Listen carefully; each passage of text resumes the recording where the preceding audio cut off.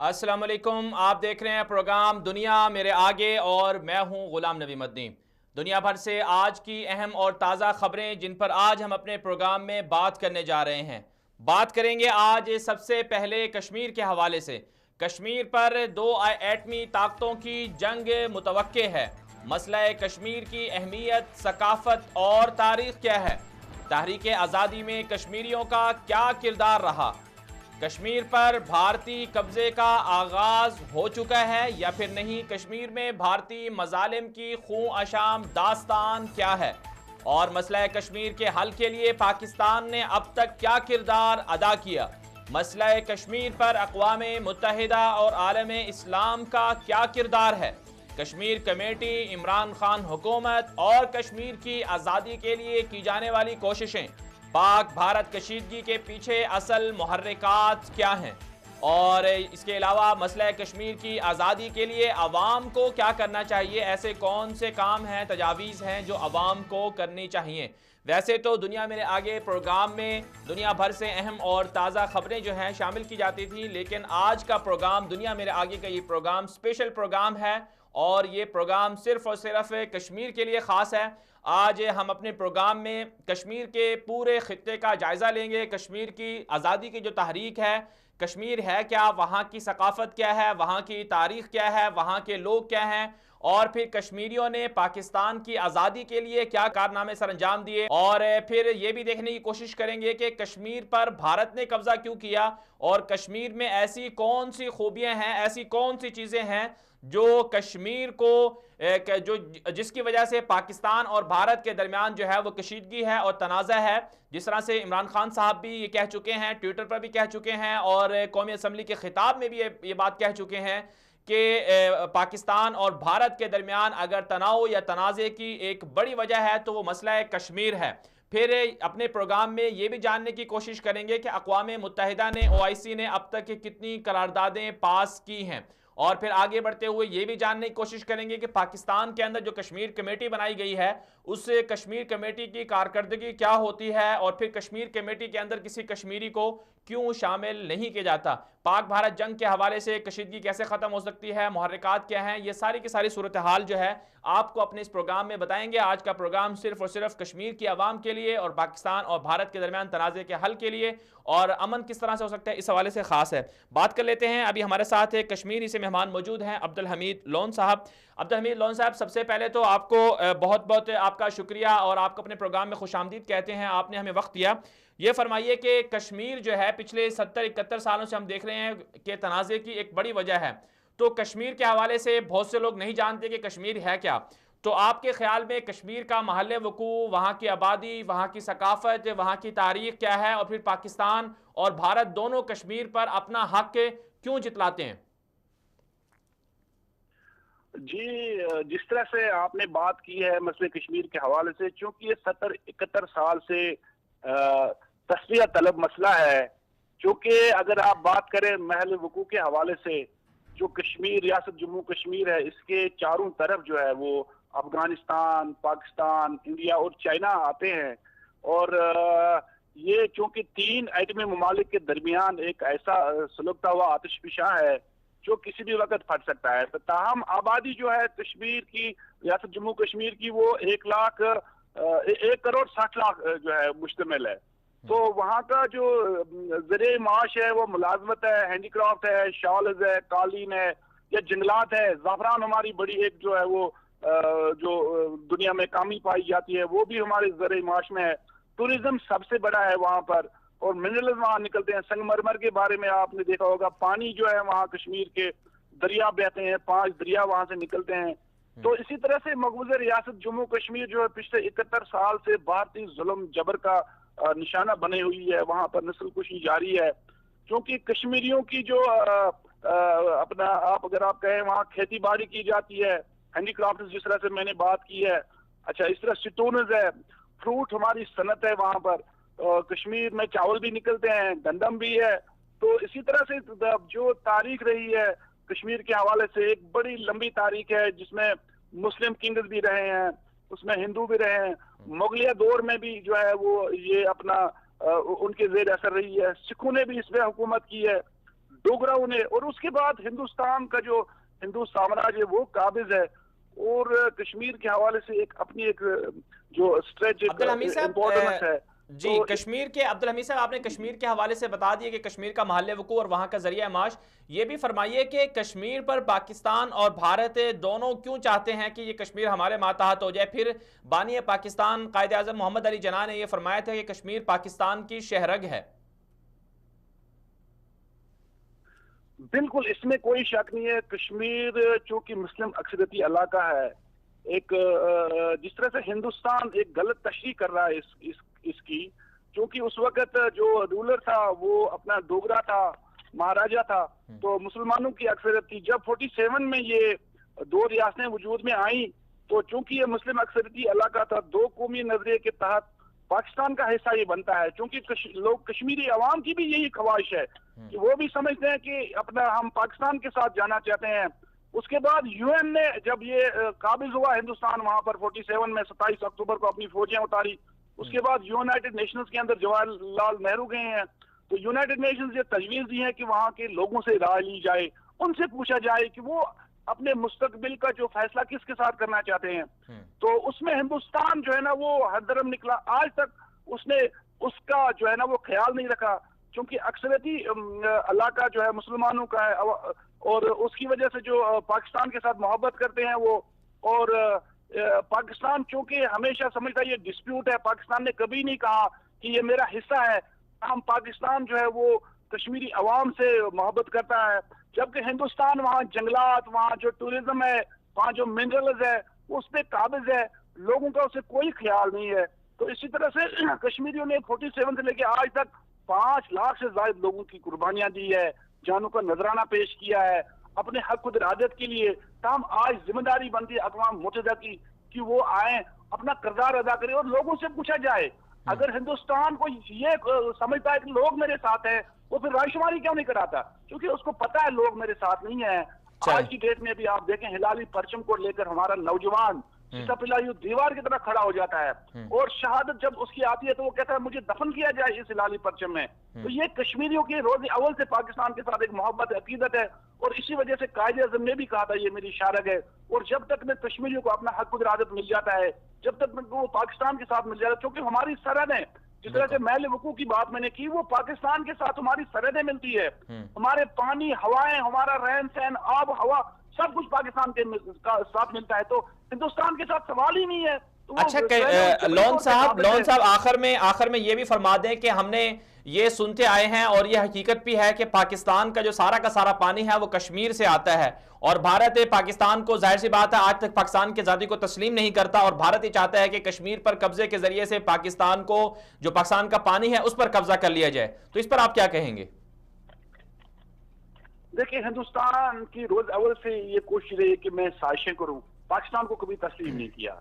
जब ये माहिदा हुआ, एग्रीमेंट हुआ है, उस वक्त भुट्टो और सोरेन सिंह के दरमियान भी, या उसके बाद भी जो है हिंदुस्तान और पाकिस्तान के दरमियान पानियों के हवाले से बातचीत रही है।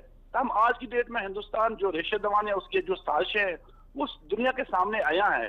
तो आज भी आप देखें, ये कॉन्फ्लिक्ट जो है अगर ये हल नहीं हुआ, और पिछली दफा जब पुलवामा में आदिल ने अपनी शहादत देकर भारतीय दरिंदा सिफत अफवाज को निशाना बनाया, और हिंदुस्तान पाकिस्तान पे इल्जामात की बारिश करता रहा, और जंग का समा माहौल हुआ। चूंकि एटमी ताकतें दोनों, अगर यहाँ थोड़ी सी भी जो चिंगारी जो है उड़ गई है तो दोनों, बल्कि पूरी जुनूबी एशिया को अपनी लपेट में ले सकती है।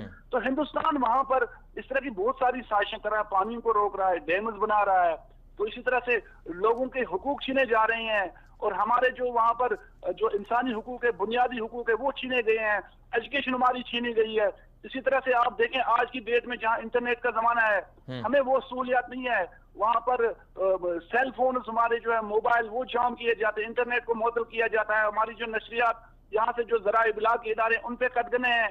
पाकिस्तान की जो टीवी चैनल है उनको ऑफर किया गया है, वेबसाइट जो अखबार की वो जैम है। इस तरह से वो कश्मीरियों को मफलूज करना चाह रहा था, वो दुनिया के अंदर एक्सपोज होता जा रहा है। और ये जो पानी का मामला है, ये कुदरती तौर पे इसको आप नहीं रोक सकते हैं, क्योंकि हमारा जो मुस्तकबिल है वो पाकिस्तान के साथ है, और हमारे जो पानी है ये पाकिस्तान की तरफ जाएं, पाकिस्तान को सरजबज व शादाब करें, और इंशाल्लाह वो दिन दूर नहीं जब हम आजाद होंगे। और पाकिस्तान से भी हम ये तवक्का रखते हैं कि वो हमारी वकालत को मौसर और मुनज़्ज़म तरीके से दुनिया तक पहुंचाए, अपनी डिप्लोमेसी के जरिए जो सियासी, इखलाकी और सफारती मदद है वो जारी रखेगा। और जब तक न मसले कश्मीर हल हो जाता है, पाकिस्तान जो है इंशाल्लाह हमारे साथ रहेगा। चलें लोन साहब, बहुत बहुत शुक्रिया, आपने वक्त दिया हमें। ये थे हमारे साथ कश्मीर से अब्दुल हमीद लोन साहब, और कश्मीर के महल वकूक के हवाले से बता रहे थे। नाज़रीन किराम, बदकिस्मती ये है कि हम ये सुनते आते हैं कि पाकिस्तान के साथ जो कश्मीर इल्हाक चाहता है उसको भारत जबरो तशद्दुद के जरिए से रोकने की कोशिश कर रहा है। और फिर कश्मीर के अंदर अगर बात कर ली जाए तो वजह तनाज़ा जो है पाकिस्तान के दरमियान कश्मीर क्यों है, उसकी वजह यह है कि भारत पाकिस्तान की आज़ादी को तस्लीम नहीं करता। भारत चाहता है कि पाकिस्तान को तरक्की ना करने दी जाए, और उसका एक जो सबब है वो कश्मीर भी बन सकता है, क्योंकि कश्मीर से जो पानी आता है, दरिया जो पाकिस्तान आते हैं वो सारे के सारे भारत के इलाके से आते हैं या फिर कश्मीर से आते हैं। तो कश्मीर पर कब्जे का मतलब यह है कि पाकिस्तान के ऊपर कब्जा कर लिया गया, पाकिस्तान के पानी पर कब्जा कर लिया गया, और फिर पाकिस्तान की जो ज़राअत है, जो 70% पाकिस्तान की इकॉनमी है ज़राअत पर है, उसे कमजोर कर दिया गया। तो बहरहाल ये सूरत हाल है भारत की। फिर हम आगे चल के आपको यह भी बताएंगे कि अभी पाक भारत जंग हो रही है, खत्म हो गई है, कब हो रही है और कौन इसके पीछे है, कौन कौन सी ताकतें हैं, वो सारी की सारी चीजें हम आपको अपने इस प्रोग्राम में बताएंगे। आप भी अगर हमारे साथ प्रोग्राम में शिरकत करना चाहते हैं तो हमारा इस वक्त फेसबुक पर 24 उर्दू के पेज पर लाइव प्रोग्राम भी चल रहा है। अपने कमेंट के जरिए से आप अपनी जो राय है वो भी शामिल कर सकते हैं। बहरहाल आगे बढ़ेंगे तो बात कर लेंगे कि आज़ादी से कबल कश्मीर की हैसियत क्या थी, फिर पाकिस्तान की आज़ादी में कश्मीरियों ने क्या जद्दोजहद की, क्या कुर्बानियां दी, और फिर अक़वाम मुत्तहिदा ने कितनी करारदादें पास की, और फिर भारतीय मज़ालिम की रोयदाद क्या है कश्मीर के अंदर। इसी वाले से बात कर लेते हैं। शाइस्ता सफ़ी साहिबा हमारे साथ लाइन पर मौजूद हैं, यूथ फोरम कश्मीर की रहनुमा हैं और कश्मीर के हवाले से बिलखुसूस ख़वातीन के हवाले से अपनी जिम्मेदारियाँ जो है सर अंजाम देती हैं। शाइस्ता सफ़ी साहिबा, बहुत बहुत शुक्रिया, आपने वक्त दिया हमें। ये फरमाइएगा कि आज हम कश्मीर पर बात कर रहे हैं और आज का हमारा प्रोग्राम कश्मीर के लिए खास है, तो आप क्या समझती हैं कि कश्मीर ने पाकिस्तान की आज़ादी के लिए कश्मीरी अवाम ने क्या जद्दोजहद की, और फिर साथ साथ वहां पर भारत ने कब्जा क्यों किया और भारतीय मज़ालिम की रोयदाद क्या है? पहले आपका बहुत शुक्रिया। देखिए, ये मकबूजा कश्मीर की जो तारीख है ये काफ़ी पुरानी है। अगर हम देखें तो इसके तो काफ़ी बैरूनी जो ताकतें हैं उन्होंने कब्जावर रहे, हमलावर रहे। अगर हम रीसेंट हिस्ट्री की तरफ जाएं तो हमने देखा कि डोगरा जो महाराजा हैं उन्होंने भी इसके ऊपर कब्जा किया। 1931 में हम देखें तो जब मुसलमान वहाँ पर उठे और जब वहाँ पर कुरान की हुकूमत की गई थी वहाँ पर, तो अब्दुल कादिर नाम का जो शख्स है वो उठा और उसने कहा कि हम इस डोगरा महाराज को, साम्राज्य को हम नहीं मानते। और ये तारीख का एक बहुत अहम एक हिस्सा बन गया कि एक अजान को मुकम्मल करने के लिए 22 नौजवानों ने जो है जान कुर्बान की, सिर्फ एक अजान को मुकम्मल करने के लिए। ये तारीख का हिस्सा भी रहा है कि कश्मीरियों ने पाकिस्तान बनने से पहले 19 जुलाई को ये कह दिया कि पाकिस्तान बनने से पहले ही कि हम पाकिस्तानी हैं।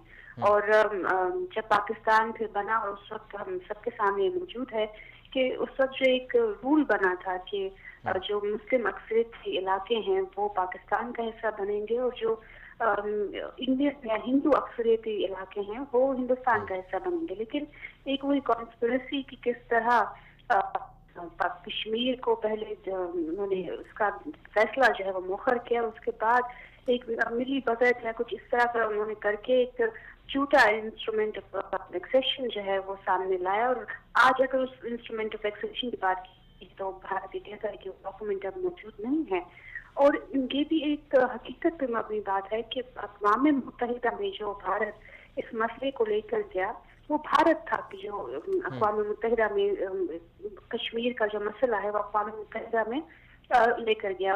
अगर हम इसी तरह बात करें, जैसे आपने कहा कि तहरीक आज़ादी पाकिस्तान में तो बढ़ चढ़ कर लोगों ने हिस्सा लिया और उनकी एक उम्मीद थी उनके कि जो उन्होंने माजी में उनके साथ गलत सलूक हुआ वो एक पाकिस्तान, एक अलग मुल्क, मुस्लिम मुल्क बनने की सूरत में फिर कश्मीर उनके ख्वाब पूरे होंगे। लेकिन फिर एक बार उनकी उम्मीदों के ऊपर पानी फेरा गया कि जब भारत ने अपनी अफवाज जो है वो 27 अक्टूबर 1947 को कश्मीर में दाखिल की, और तब से लेकर आज तक हम देख रहे हैं कि भारत डिलेइंग टैक्टिक्स इस्तेमाल कर रहा है कि उन सिक्योरिटी फोर्सेस का नाम उनको दिया जाता है जो कि काबिल अफवाज हैं। वहाँ पर उनका काम मकबूजा कश्मीर में लोगों का कत्लेआम करना है, वॉर क्राइम्स करना है, वहाँ पर खवातीन के साथ उनकी बेहुरमती करना है, बच्चों को नाबीना करना है।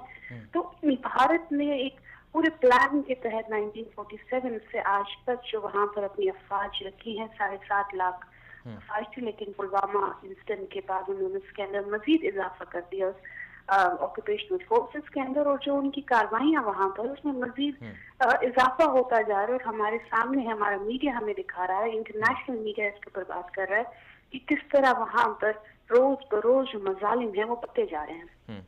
तो आप की तरफ से, जैसे कि आप खुद भी यूथ फोरम कश्मीर का हिस्सा हैं और बाकी भी तंजीमें काम कर रही हैं कश्मीर के हवाले से, तो आप क्या समझती हैं कि कश्मीरी अवाम जो आज़ादी की तहरीक लड़ रहे हैं, आप जैसे लोग जो काम कर रहे हैं, उनकी तहरीक का कोई नतीजा भी निकल रहा है?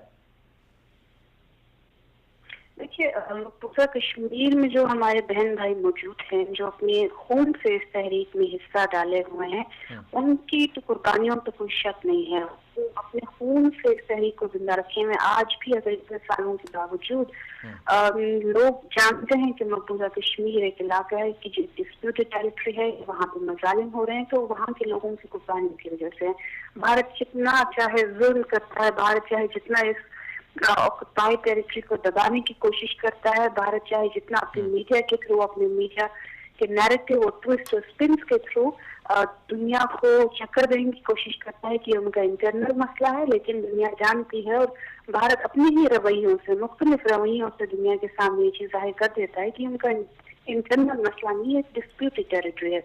जहाँ तक जो लोग डायस्पोरा में रह रहे हैं या हम जैसे लोग जो मकबूजा कश्मीर से ताल्लुक रखने वाले हैं लेकिन एक्साइल में रह रहे हैं, हम सिर्फ इस हद तक कर सकते हैं कि हम उनकी आवाज बने, हम उनके जो वहाँ पर मजालिम हो रहे हैं वहाँ पूरी दुनिया के सामने प्रेजेंट कर सके। हम अपनी तरफ से कोशिश करते हैं, लेकिन जो भी हमने रिसेंटली अभी वाकयात हालात देखे मकबूजा कश्मीर के, अब वहाँ का नौजवान जो है खुद एक हाथ में उनके पत्थर होता है लेकिन एक हाथ में उनके कलम है, वो लिखते हैं, वो बोलते हैं, वो अपनी आवाज खुद भी बन रहे हैं, वो दुनिया के सामने जो है वो मुख्तलिफ तस्वीर ला रहे हैं सामने, वो दुनिया के सामने अपनी मुख्तलिफ तहरीर ला रहे हैं, वो अपनी आवाज बन गए और फिर उसी आवाज की हम गूंज बनते हैं। यहाँ पर हम पूरी दुनिया को दिखाते हैं, यूएन के अंदर जो इजलास हों उनके अंदर, यहाँ की मीडिया के थ्रू या इंटरनेशनल मीडिया के ऊपर या इंटरनेशनल प्लेटफॉर्म्स के ऊपर, जहाँ जहाँ ह्यूमन राइट्स की बात होती है, जहाँ जहाँ कॉन्फ्लिक्ट्स की बात होती है, वहाँ पर हम लोग कोशिश करते हैं कि मकबूजा कश्मीर की आवाज बने, वहाँ के लोगों की कहानी जो है, वहाँ के लोगों की किताब में, वहाँ के लोगों के जो रोजमर्रा जिंदगी ऑक्यूपेशन में किस तरह गुजरते, ये हालात, ये बात हम पूरी दुनिया को पता है। चलें शाइस्ता साहबा, आपका बहुत बहुत शुक्रिया। बिल्कुल आपने दुरुस्त फरमाया कि आप गूंज बनती हैं, आवाज़ बनती हैं, आपकी तारीख चल रही है। बहुत बहुत शुक्रिया, आपने वक्त दिया, आप कश्मीरी अवाम के लिए जदोजहद कर रहे हैं। नाज़रीन किराम, चूंकि आज का ये प्रोग्राम कश्मीरी अवाम के नाम है और पाक भारत तनाज़े के हवाले से, कशीदगी के हवाले से भी हम बात कर रहे हैं कि पाकिस्तान और भारत के दरमियान वजह तनाज़ा जो है वो बुनियादी तौर पर कश्मीर है। तो कश्मीर से ताल्लुक़ रखने वाले लोगों को आज हमने अपने प्रोग्राम में मदऊ किया हुआ है और आज जो हमारे साथ लोग हैं वो कश्मीर के हवाले से जदोजहद कर रहे हैं और हम ये जानने की कोशिश कर रहे हैं कि आज तक के 70 सालों में कश्मीर के साथ क्या कुछ हुआ है, कश्मीर की जद्दोजहद, आज़ादी की जो तारीख थी या कश्मीर की आज़ादी के लिए जो काम किए जा रहे थे, क्या वो काम इस काबिल हैं कि उनके ज़रिए से कश्मीर को आज़ाद करवाया जा सके। फिर संजीदा सवाल ये भी है कि पाकिस्तान जो है वो कश्मीर की आज़ादी चाहता है, क्या पाकिस्तान ने कश्मीर के लिए वाकई कोई ऐसी ग्रां कदर खिदमात सर अंजाम दी हैं कि जिसके ज़रिए से कश्मीर आज़ाद हो सकता है।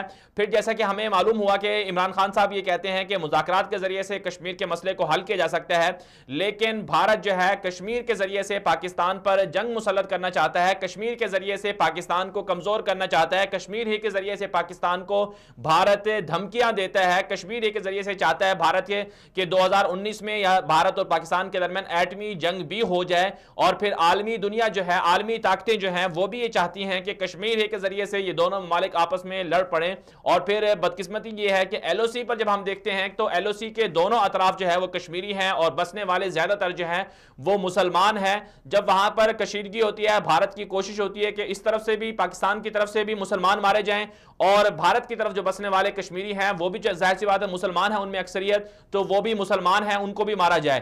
तो डबल गेम जिसे कहते हैं कि वो चल रही है। फिर साथ साथ कश्मीर के अंदर आर्टिकल 35A जो कश्मीर की मखसूस हैसियत को वाजे करता है भारत के अंदर, भारत ने उस आर्टिकल को खत्म करने के लिए मोदी सरकार ने दरखास्त भी दे रखी है, सुप्रीम कोर्ट में केस भी चल रहा है, और दूसरी तरफ से कश्मीरी अवाम जो है वो सरापा एहतजाज है।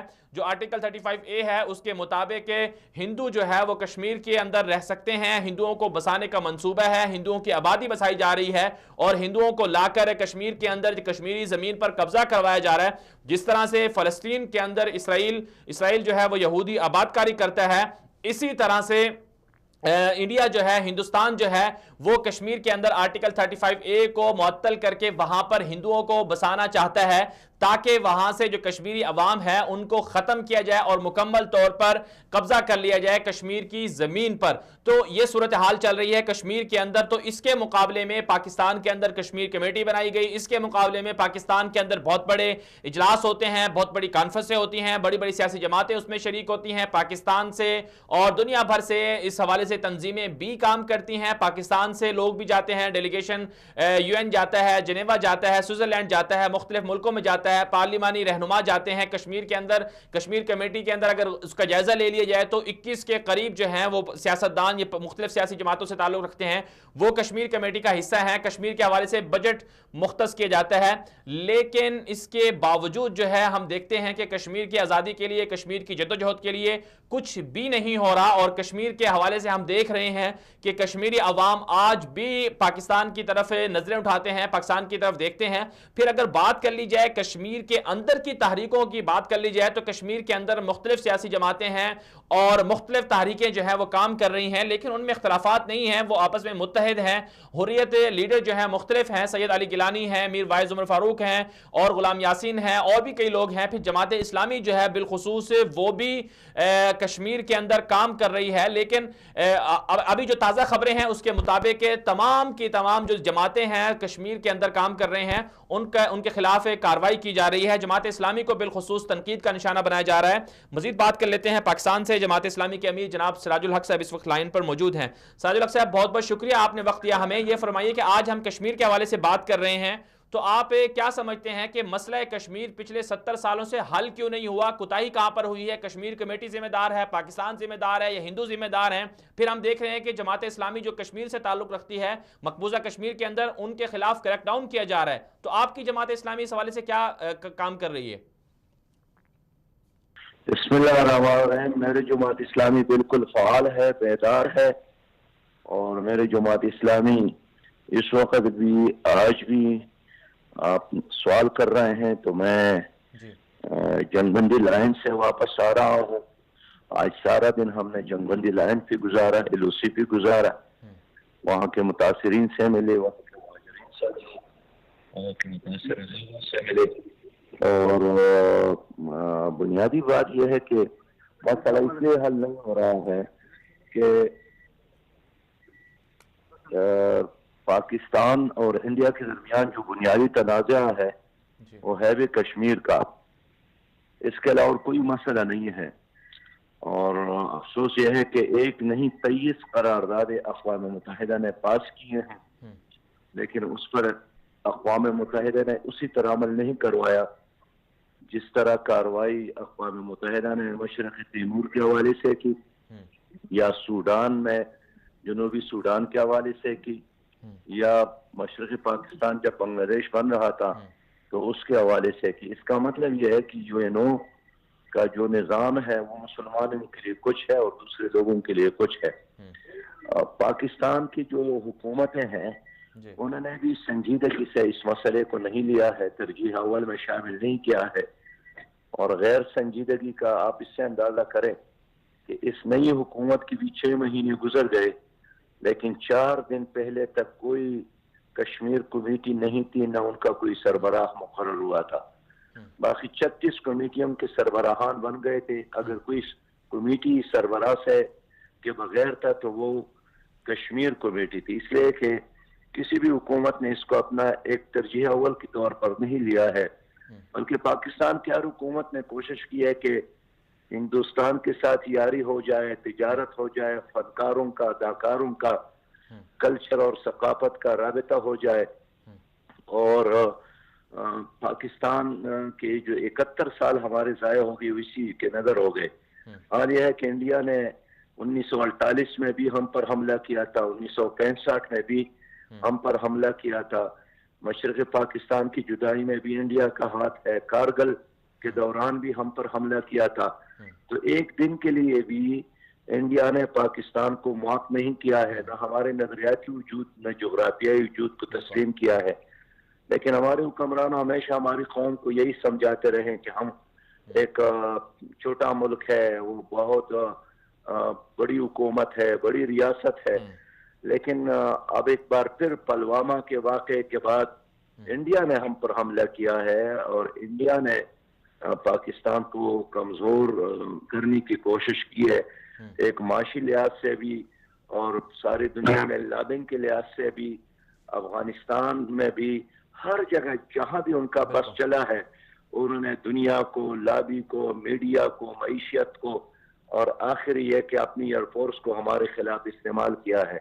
ये मसला तब हल होगा कि यूएनओ, यूरोपीय यूनियन के ममालिक, OIC वो आगे बढ़कर तनाज़ा कश्मीर को हल कर ले। और मैं आपको बता दूं कि इतना खतरनाक तनाज़ा है कि कश्मीर के चारों तरफ 4 न्यूक्लियर पावर मौजूद है। रूस भी एक एटमी पावर है, चाइना भी, पाकिस्तान भी और इंडिया भी। अगर किसी ने कभी जज्बात का इजहार किया और कोई दंगल फसाद बर्पा हुआ तो इस पूरे खित्ते के लिए नहीं, पूरी दुनिया की तबाही के लिए यहाँ पर सामान मौजूद है। इसलिए पाकिस्तान की हुकूमत जो इस वक्त पूरी कौम, फौज और अवाम, हुकूमत एक पेज पर है और कोई इख्तिलाफ नहीं है। ये मैं समझता हूँ कि हिंदुस्तानी हमले ने पूरी कौम को एक कर लिया है।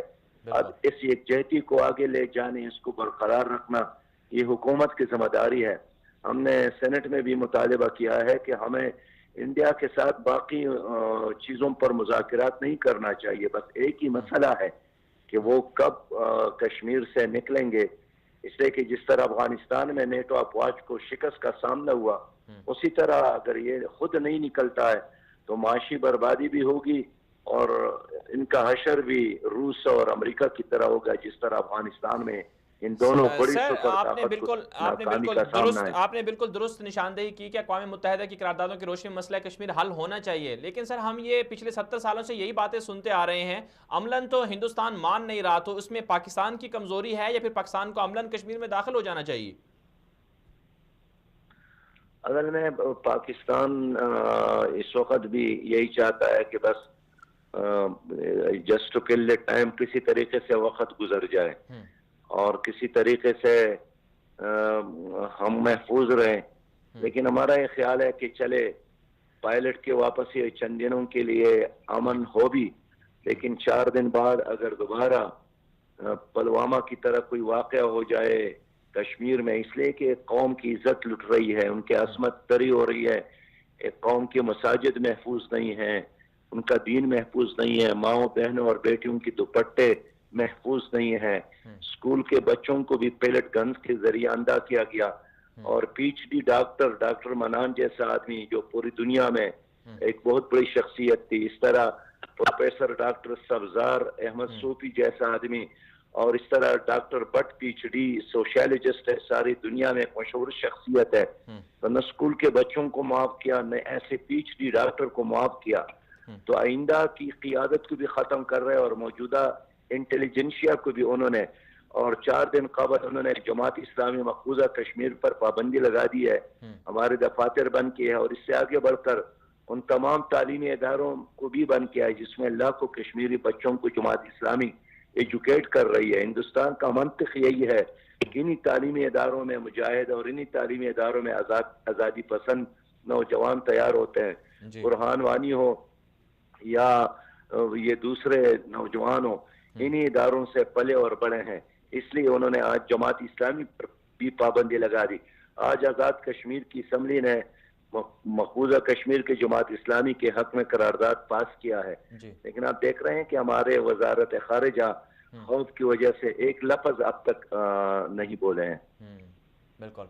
चलें, बहुत बहुत शुक्रिया सराजुल हक साहब, आपने वक्त दिया हमें। जमात इस्लामी पर पाबंदी लगाई गई है, मकबूजा कश्मीर की जमात इस्लामी है, वो तहरीक है, वो वहाँ पर काम कर रही है, लेकिन उसके बावजूद कश्मीरी आवाम जो है आज भी सरापा एहतजाज है। हम आपको बताएंगे कि मसला कश्मीर कैसे हल हो सकता है और कश्मीर कमेटी जो है उसके खिलाफ अब किस तरह से कोशिश की जा सकती है। और कश्मीर का जो मसला है ये बुनियादी तौर पर, जिस तरह से मैंने पहले भी जिक्र किया कि कश्मीर की वजह से पाकिस्तान और भारत के दरमियान जो है एटमी जंग का खदशा भी है, और फिर साथ साथ जिस तरह से सराजुल हक साहब ने जिक्र किया कि 4 बड़ी एटमी ताकतें जो हैं वो कश्मीर की वजह से बायस खौफ में मुब्तला हैं, और कभी अगर खुदा न खास्ता कश्मीर की वजह से कुछ ना कुछ हो गया तो फिर बहुत ज़्यादा नुकसान हो सकता है। मज़ीद बात कर लेते हैं, हमारे साथ इस वक्त लाइन पर मौजूद हैं, कश्मीर के हवाले से बहुत ज़्यादा काम करते रहते हैं, जनाब अब्दुल रशीद तुराबी साहब इस वक्त लाइन पर मौजूद हैं। अब्दुल रशीद तुराबी साहब, बहुत बहुत शुक्रिया, हम आपको अपने प्रोग्राम में खुशामदीद कहते हैं।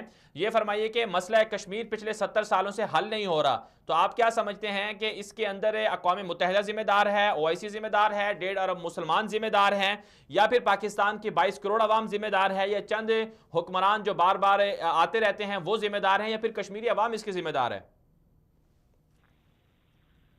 इसमें बुनियादी जिम्मेदार तो हिंदुस्तान है, उसकी हेडर भी है।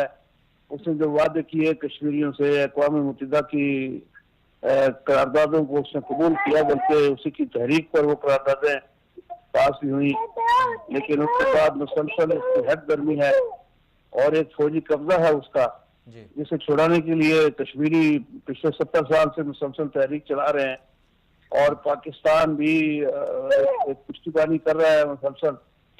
और इसमें बैनुल अक़वामी बरादरी अक़वाम मुत्तहिदा का जो एक मुतासिबाना किरदार है, यानी जब उसको जनूबी सूडान को अलग करना होता है ईसाइयों की तहरीक पर, और ईस्ट टाइमोर को अलग करना होता है इंडोनेशिया से, जहाँ पर ईसाइयों की अक़लियत है, तो वहाँ अक़वाम मुत्तहिदा फिल फौर मुतहरिक हो जाती है। या अफगानिस्तान और इराक को उसकी ईंट बजाना होती है, तो वहाँ पर अक़वाम मुत्तहिदा मुतहरिक हो जाती है। लेकिन तो फिलिस्तीन का मसला है, कश्मीर का मसला है, उसमें उसकी करारदादें तो है, लेकिन उन करारदादों के नफाज के हवाले से उसका वो सफारती फौजी असर रसूख और इख्तियारात जो दूसरी जगहों पे, तो उसका वो इस्तेमाल नहीं करता, और ये सबसे बड़ी वजह है। और हल क्या है आपके नजदीक? हल क्या है अब्दुल रशीद तुराबी साहब, हल क्या है इसका, कैसे हल हो सकता है? पाकिस्तान, इसका हल यही है, मुसलसल है, और पाकिस्तान की तरफ से भरपूर पुष्टिबानी है। कश्मीरी अपनी जिम्मेदारियों को अदा कर रहे हैं जी। और बदकिस्मती है कि अगर 1948 में जो जहाद कश्मीरियों ने शुरू किया था, जिसे अक़वाम मुत्तहिदा की करारदादों में लपेट के रख दिया गया, अगर उस वक्त कश्मीरियों से सीज़फायर न कराया जाता, उसी वक्त वो हल कर लेते जी। लेकिन अब बदकिस्मती है तो बहरहाल कश्मीरी जदोजहद, तो अब जो है ये मैं समझता हूँ कि उम्मत मुस्लिमा की बड़ी जिम्मेदारी है कि वो पाकिस्तान की भरपूर सपोर्ट करे और कश्मीरियों को सियासी और सफारती और अस्करी भरपूर मदद फराहम करें।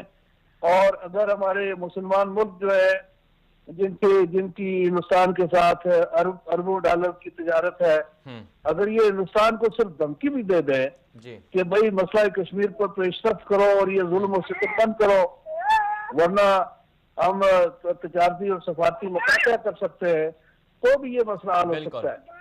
तो भारत कश्मीरी तो अपना फर्ज अदा कर रहे हैं।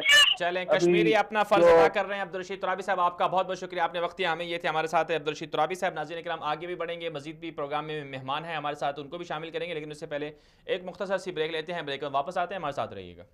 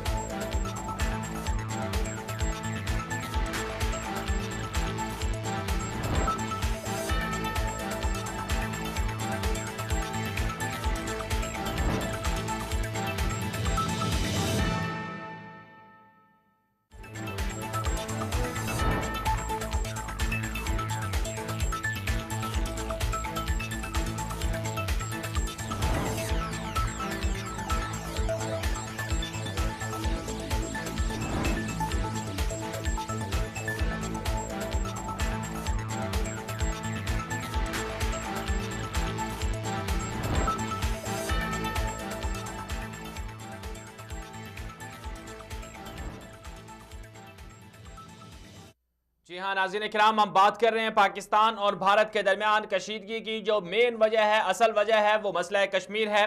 मसला कश्मीर कैसे हल हो सकता है और कश्मीर के हवाले से क्या जद्दोजहद की जा रही है, और अक़वाम मुत्तहिदा और आलमी ताकतें कश्मीर के हवाले से क्या राय रखती हैं, और कश्मीरी अवाम और कश्मीर के लिए काम करने वाली तंजीमें, जमातें मुख्तलिफ मुल्कों में किस तरह से अपनी जिम्मेदारियां सर अंजाम दे रही हैं। आज के प्रोग्राम में हम वो बातें कर रहे हैं और साथ साथ ये भी जानने की कोशिश कर रहे हैं कि पाकिस्तान मसला कश्मीर के हल के लिए क्या किरदार अदा कर रहा है और पाकिस्तान किस तरह से भारत के साथ अमन का सलूक कर रहा है, और पाकिस्तान की बावजूद पाकिस्तान की तरफ से अमन की कोशिश की जाने के, लेकिन उसके बावजूद भारत जो है वो पाकिस्तान के साथ चलने के लिए तैयार नहीं है। भारत पाकिस्तान को धमकियां दे रहा है। इस हवाले से हमारे साथ मेहमान भी मौजूद हैं, अभी भी हम लाइन पर लेने की कोशिश करेंगे। हमारे साथ जेनेवा से, स्विट्जरलैंड में इस वक्त पाकिस्तान का डेलीगेशन मौजूद है, वहां पर हमारे कुछ दोस्त मौजूद हैं, मेहमान जो हमारे साथ लाइन पर आएंगे। उनसे जानने की कोशिश करेंगे कि कश्मीर के मसले को कैसे हल किया जा सकता है और पाकिस्तान उसके लिए क्या किरदार अदा कर रहा है। फिर दूसरी तरफ से हम ये भी जानने की कोशिश कर रहे हैं कि पाकिस्तान और भारत के दरमियान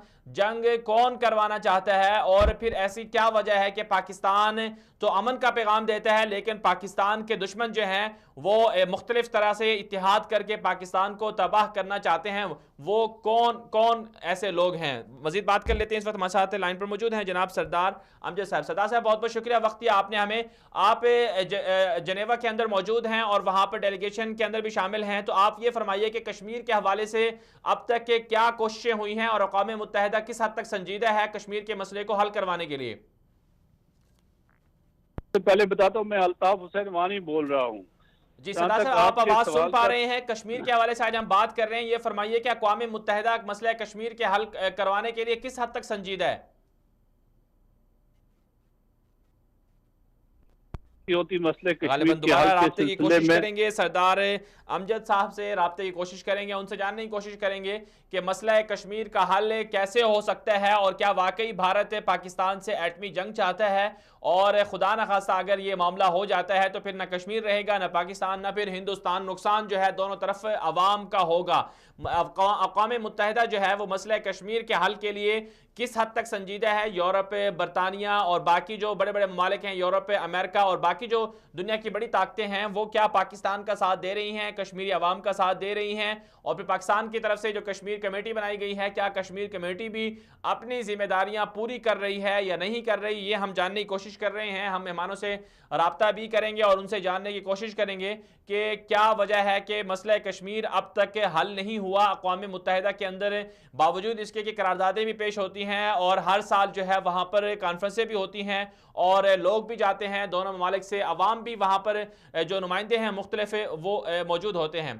सरदार अमजद साहब, बहुत बहुत शुक्रिया वक्त दिया आपने हमें। ये फरमाइए कि आज हम बात कर रहे हैं मसला कश्मीर के हवाले से, तो ये फरमाइए कि अक़वाम मुत्तहिदा क्या मसला कश्मीर हल करवाना चाहता है और पाकिस्तान की तरफ से मसला कश्मीर के हल के लिए अब तक के क्या काविशें की जा रही हैं।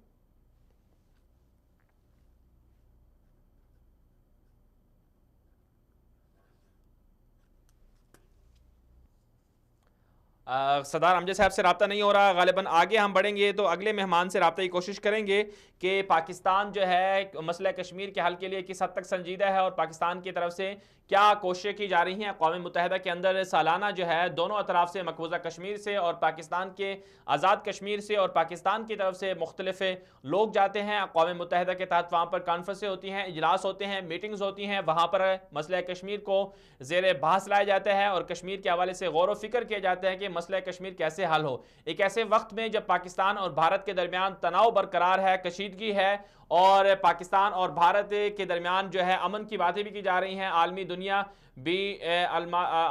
भी इस हवाले से कोशिशें कर रही है, तो क्या वजह है कि पाकिस्तान उसके बावजूद अपने तौर पर कोशिशें कर रहा है लेकिन भारत जो है फिर भी पाकिस्तान का साथ देने के लिए तैयार नहीं है। क्या वाकई भारत कश्मीर के नाम पर पाकिस्तान के खिलाफ दरअंदाजी करना चाहता है? क्या कश्मीर के ज़रिए से पाकिस्तान के खिलाफ भारत ऐसी कोई साजिश कर रहा है, ऐसा कोई एटमी प्लान बना रहा है कि पाकिस्तान पर हमला कर दिया जाए? और फिर बदले में भारत के साथ क्या होगा? ये वो हक़ाइक़ हैं, तल्ख़ हक़ाइक़ हैं जिन पर आज हम अपने प्रोग्राम में जानने की कोशिश कर रहे हैं। इस वक्त हमारे साथ जी इस वक्त हमारे साथ कुछ ही देर में हमारे साथ लाइन पर मौजूद होंगे जनाब अल्ताफ हुसैन वानी साहब, उनसे जानने की कोशिश करेंगे कि मकबूजा कश्मीर की आवाम पाकिस्तान से क्या ताल्लुकात, क्या तवक्कुआत रखती है और कश्मीर का मसला कैसे हल हो सकता है। इस वक्त हमारे साथ लाइन पर मौजूद हैं जनाब अल्ताफ हुसैन वानी साहब, जो आल पार्टी हुर्रियत कॉन्फ्रेंस के जिम्मेदार भी हैं और नुमाइंदगी भी कर रहे हैं, और इस वक्त जिनेवा के अंदर पाकिस्तान के साथ जो डेलीगेशन है कश्मीर के हवाले से उसके अंदर भी मौजूद हैं।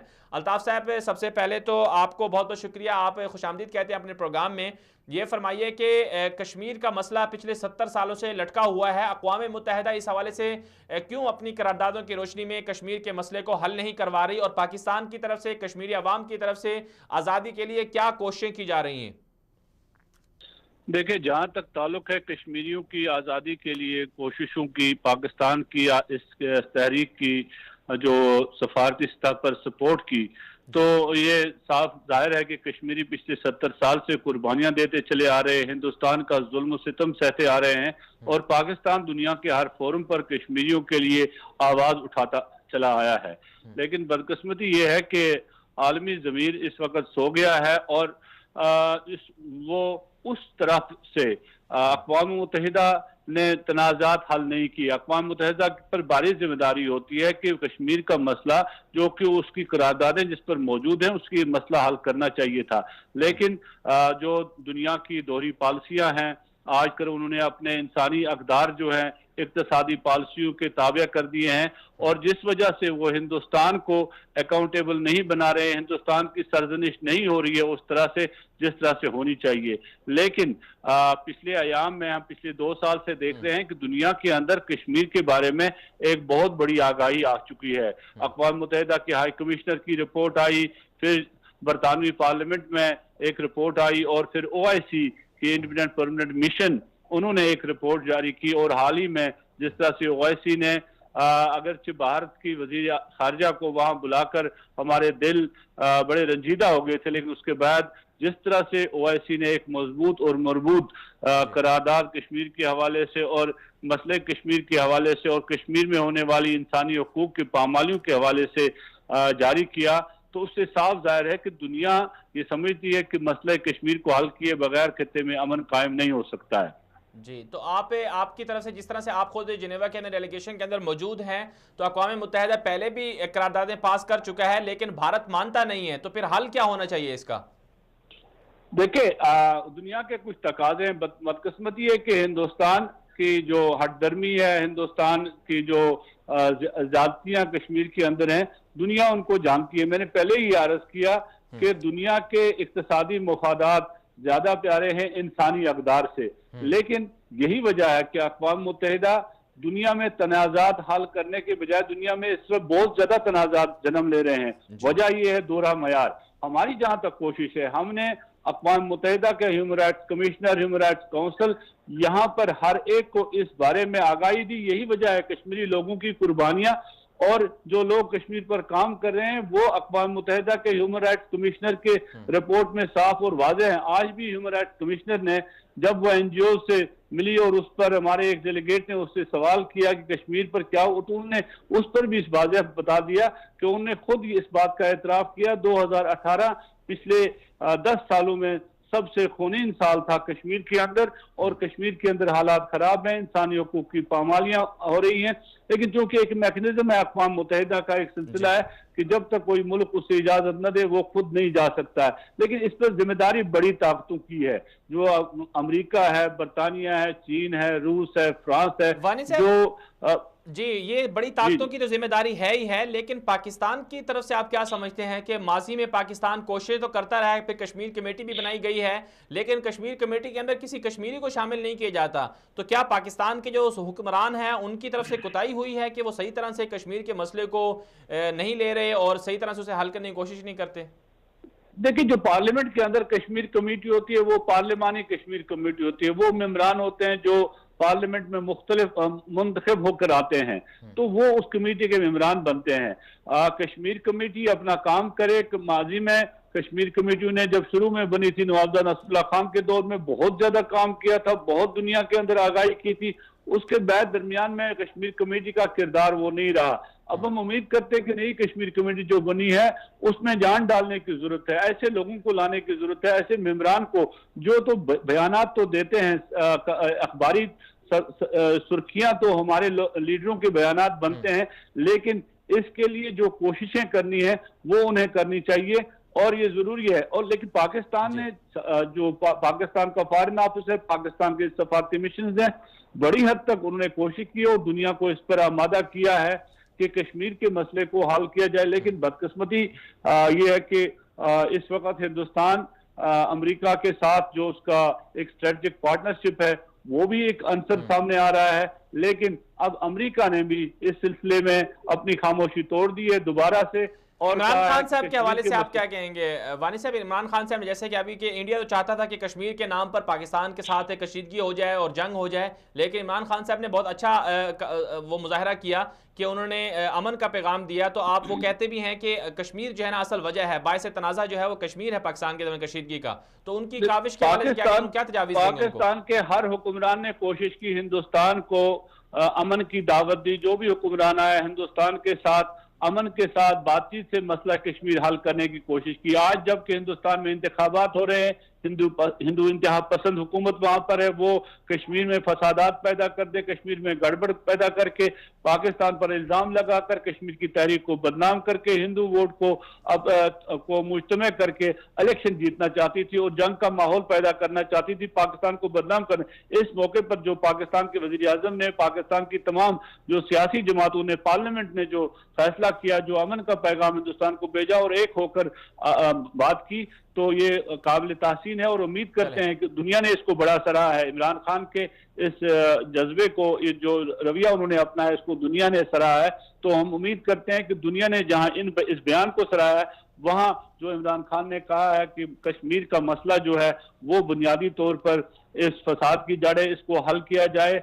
और उन्होंने साथ साथ ये भी कहा है कि अमन के नोबल का हकदार वो होगा जो मसले कश्मीर हल करेगा।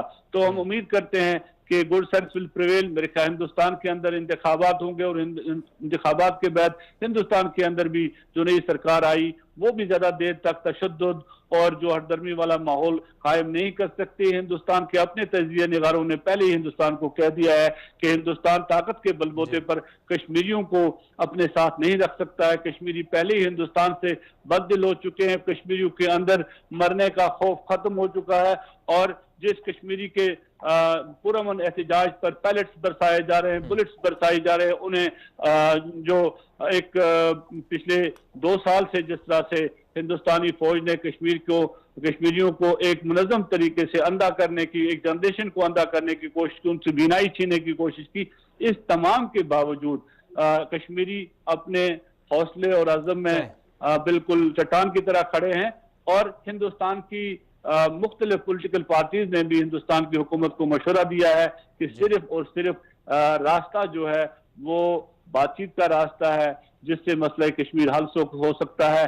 और कश्मीरी क़यादत ने भी बारहा दोनों ममालिक को ये पैगाम दिया है कि हम अमन का पुल बनना चाहते हैं, हम कोई तनाज़ा नहीं चाहते हैं, क्योंकि कश्मीर के अंदर जो खून बह रहा है इस पर हम सारे खून के आंसू ही रो रहे हैं। जी चलें, बहुत बहुत शुक्रिया अल्ताफ़ हुसैन वानी साहब, आपने बहुत अच्छी गुफ्तगू की।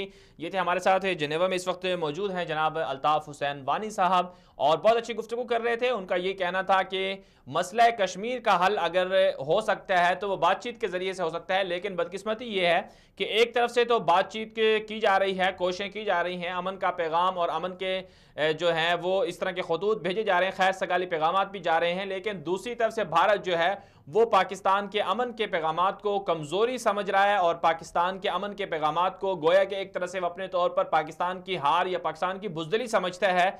लेकिन पाकिस्तान के इमरान खान साहब जो वज़ीर आज़म हैं उन्होंने ये कह दिया है कि मसला कश्मीर जब तक हल नहीं होगा दोनों ममालिक के दरमियान इस तरह के तनाव और तनाज़ात होते रहेंगे। और पाकिस्तान के हुक्मरान और पाकिस्तान की क़यादत ये बात कह चुकी है कि मिलकर हम अवाम के लिए काम करें, अवाम की फलाह के लिए, अवाम की तामीर और तरक्की के लिए काम करें, बजाय इसके कि हम एक दूसरे को नीचा दिखाएं, एक दूसरे के खिलाफ असलहे की दौड़ में हम शामिल हों और एक दूसरे को इस तरह की एक दूसरे के खिलाफ जंगी माहौल पैदा करने की कोशिश करें, फिर इससे जो है वो नुकसानात हों और उन नुकसानात के ज़रिए से फिर दोनों मुल्कों की आवाम जो है वो इसका खुमियाजा भुगते। तो इस वाले से जो DJI इश्तियार ने भी कहा था कि जंग जो है वो उसमें कोई हार जीत नहीं होती है, बल्कि जो शिकस्त होती है वो इंसानियत की होती है, इंसानियत हार जाती है।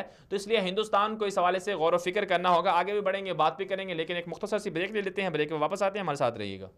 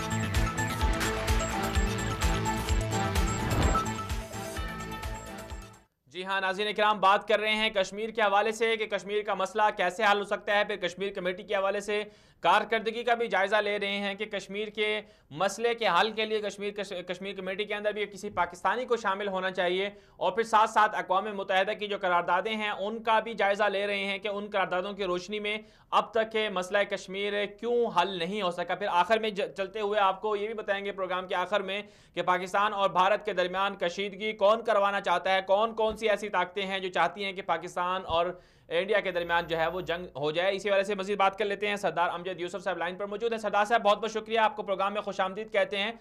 ये फरमाइए कि आप अक़वाम मुत्तहिदा के अंदर डेलीगेशन के अंदर मौजूद हैं, वहाँ पर आप लोगों ने जो जिस तरह से आप कश्मीर के मसले को हाईलाइट कर रहे हैं और बहुत से आगाही दे रहे हैं दुनिया को, तो अक़वाम मुत्तहिदा मसला कश्मीर को हल क्यों नहीं कर रही है और फिर दूसरी तरफ से हिंदुस्तान अक़वाम मुत्तहिदा की बातें क्यों नहीं मानता है?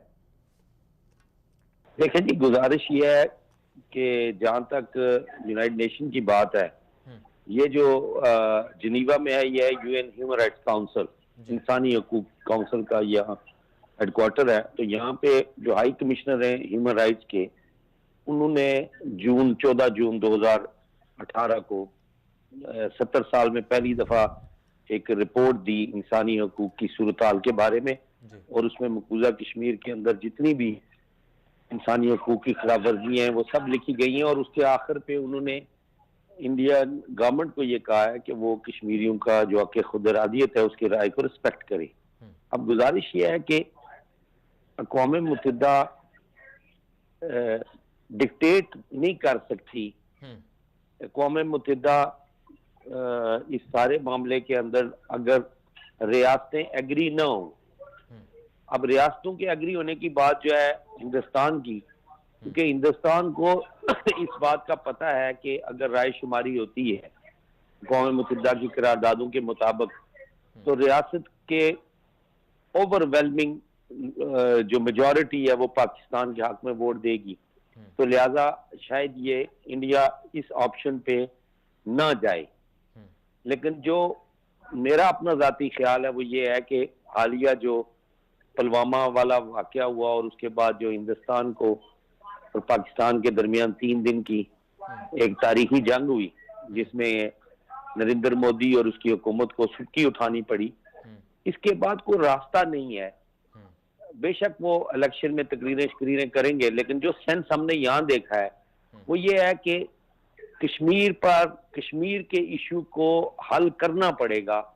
और शायद दिल्ली में नई हुकूमत बनने के बाद, मुझे जहां तक लगता है कि जिस तरह पाकिस्तान ने सिंसियरली हिंदुस्तान को कहा है कि वो मसला कश्मीर मुज़ाकरात से इस मसले का हल निकाला जाए और इस पे बातचीत हो, कंपोजिट डायलॉग रिज्यूम हो, और इसमें जो यहाँ एक सेंस भी है और जो रियासत के लोग, हमारी डिमांड भी है कि दुनिया सब ये कहती है कि इस मसले के 2 फरीक नहीं है, इसके 3 फरीक हैं, और इसका जो बुनियादी फरीक है वो रियासत जम्मू कश्मीर के लोग हैं। क्योंकि अगर अक़वाम मुत्तहिदा की करारदादों को भी देखें तो उसमें इंडिया पाकिस्तान 2 फरीक रियासतें जरूर हैं, लेकिन जो फैसला करना है कि उन्होंने किस तरफ जाना है वो रियासत जम्मू कश्मीर के लोगों ने करना है।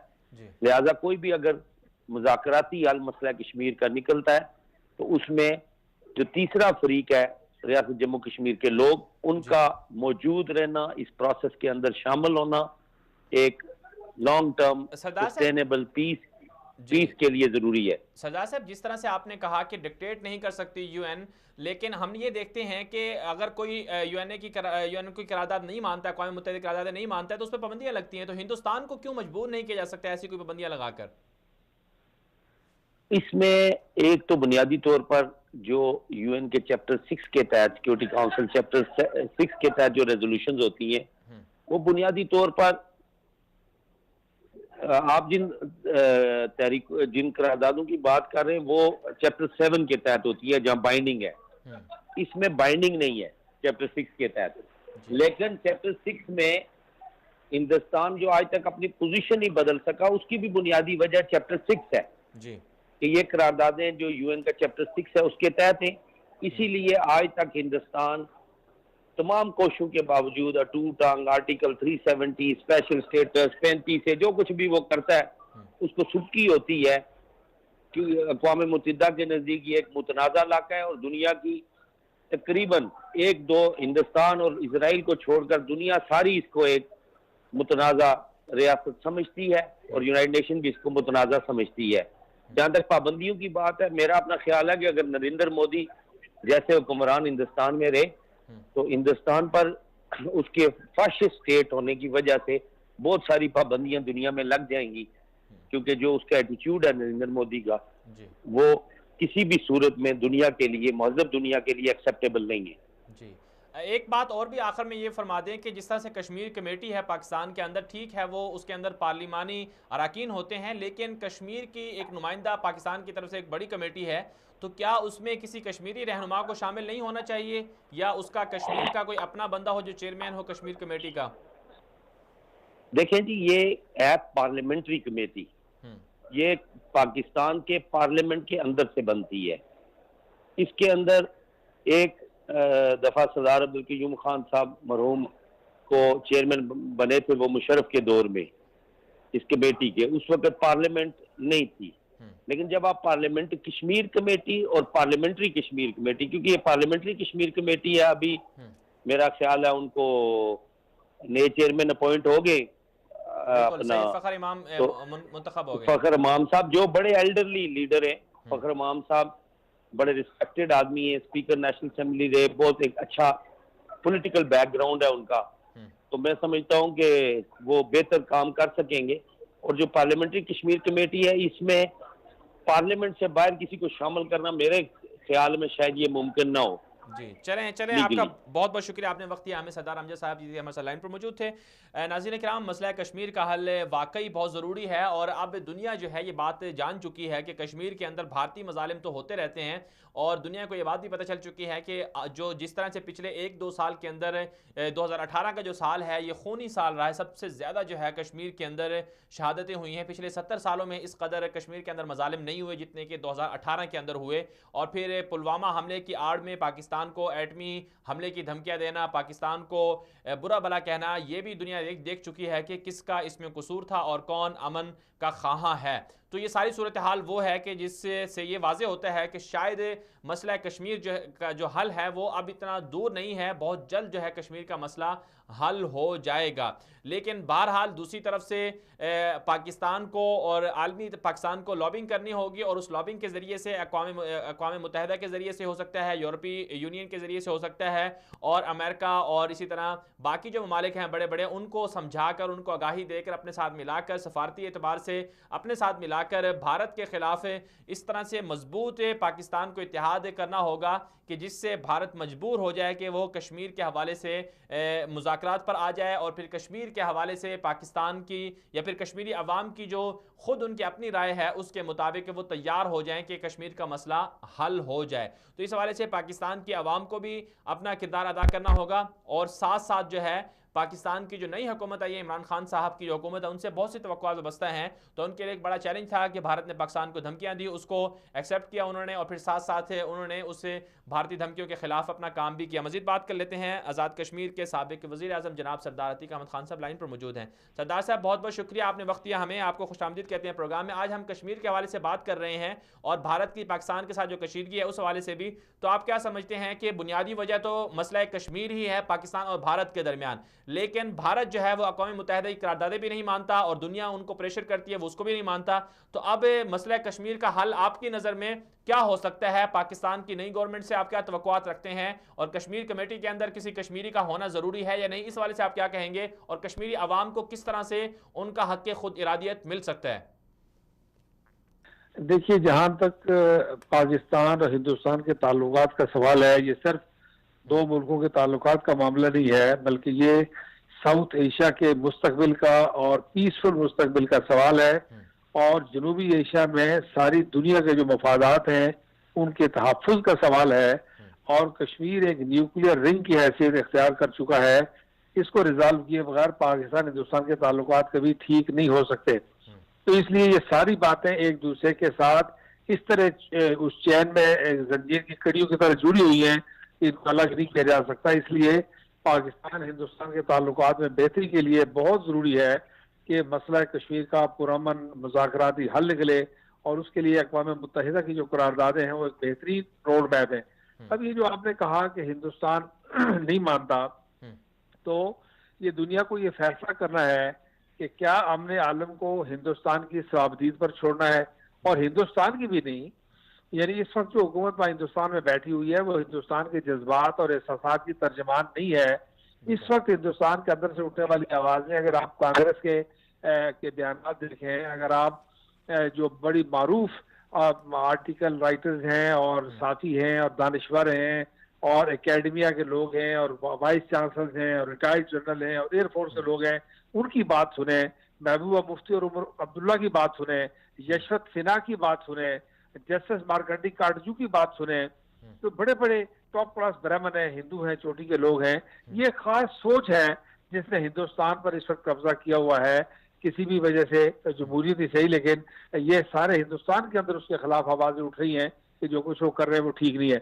और फिर न्यूयॉर्क टाइम्स ने हिंदुस्तान की हटदर्मी के बाद जो 4 रोज पहले लिखा है वो आपकी नजर से गुजरा होगा। उन्होंने लिखा है कि इनका 65% इनका जो असला है वो ऑब्सोलीट हो चुका है, इस्तेमाल के काबिल नहीं है। और अपने से चौथाई बजट वाले पाकिस्तान के साथ क्या हुआ, पाकिस्तान के ऑप्शन के साथ क्या हुआ।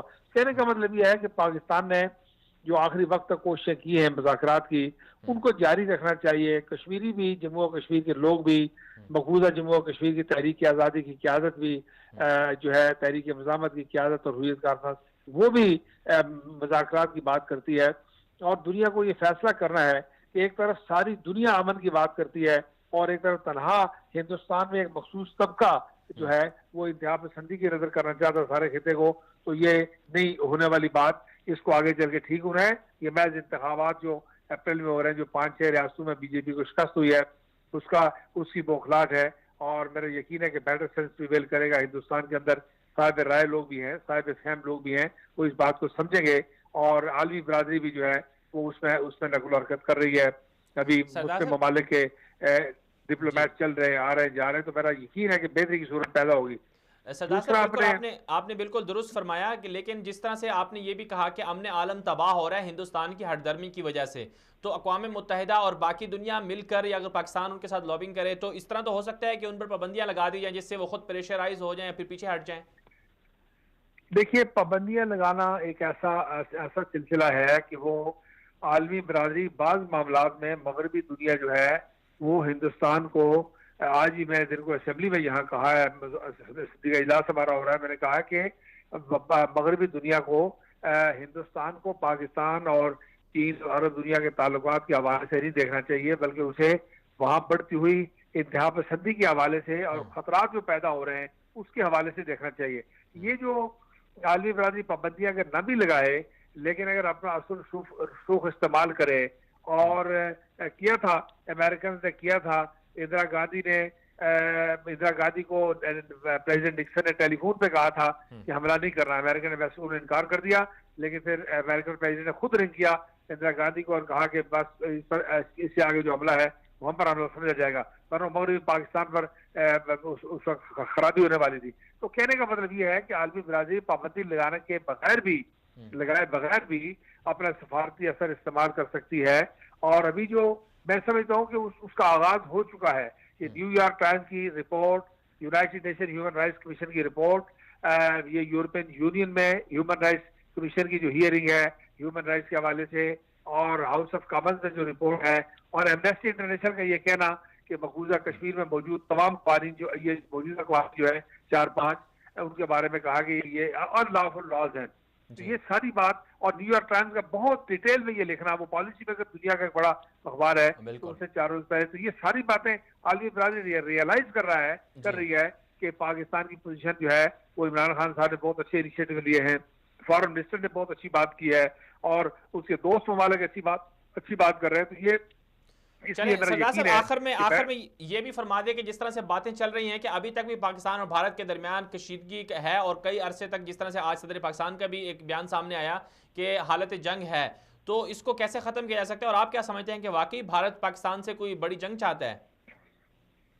जी मैं बिल्कुल, ये बात बिल्कुल ठीक है कि पाकिस्तान हिंदुस्तान के दरमियान टेंशन खत्म नहीं हुई, किसी भी छोटे या बड़े खतरे के इम्कानात मौजूद हो सकते हैं, क्योंकि वहाँ उनको बिल्कुल एक भूत सवार है इस बात का कि जी उन्हें इलेक्शन कैसे जीतने हारने की बात करनी है, और उसके लिए कोई न कोई, अभी आप दोस्त आपने देखा कि उन्होंने हमारी नेवी ने वापस किया है। तो इसके लिए मैं समझता हूँ कि आलमी बरादरी को अपने प्रेशर में इजाफा करना है, प्रोएक्टिव अप्रोच लेनी है, और हिंदुस्तान को दो टोक अंदाज में बताना है, कोई बाइकआउट या सैकिंग की जरूरत नहीं, उन्हें बताना है कि ये डी एस्केलेशन करें और फौजा पीछे ले जाए जो इस एस्केलेशन से पहली पोजीशन में थी, और कैटेगोरिकली कहें तो हिंदुस्तान के अंदर से इतनी सपोर्ट मिल रही है इस आलमी बरादरी को इस वक्त कि हिंदुस्तान ये बात अफोर्ड नहीं करेगा।